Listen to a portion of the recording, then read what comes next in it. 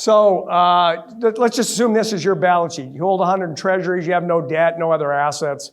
You have a treasuries, your net worth is 100.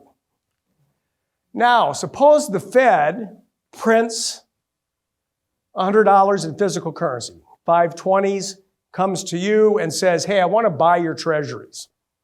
So I give you the $100, you give me the treasuries, and this is all that happens in terms of our balance sheets.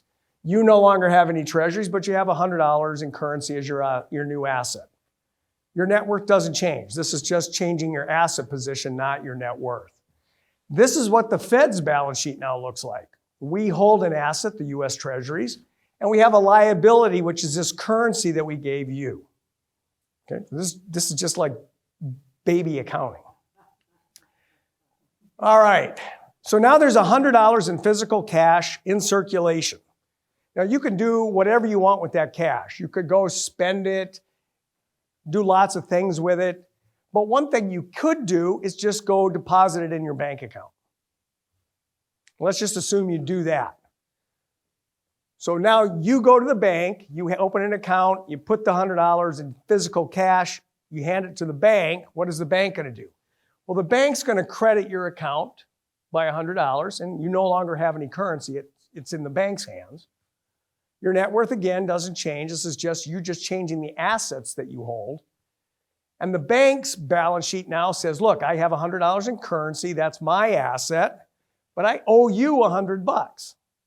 That's your liability. Now, all the bank's going to do is record on a spreadsheet that it owes you $100. And when you look at your bank account, you're just going to see in some digital form 100 in your account.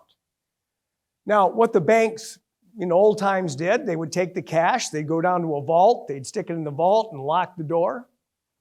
There's all kinds of safety stuff that happens with cash in vaults. So an alternative thing to do is the bank can go back to the Fed and say, hey, you take the cash back. And the bank has what's called a master account at the Fed. So it's the checking account for the bank at the Fed. And any money in this are called reserve balances. So what we would do is say, okay, we enter in our balance sheet, we owe you $100, and then we would just shred the $100 again.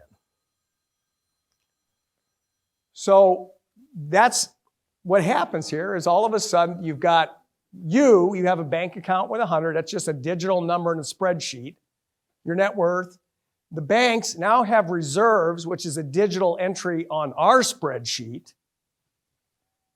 and they owe you $100 in the spreadsheet. And then the Fed has these treasuries, and now they owe the bank what are called reserves. So that's a liability to the banks that we have.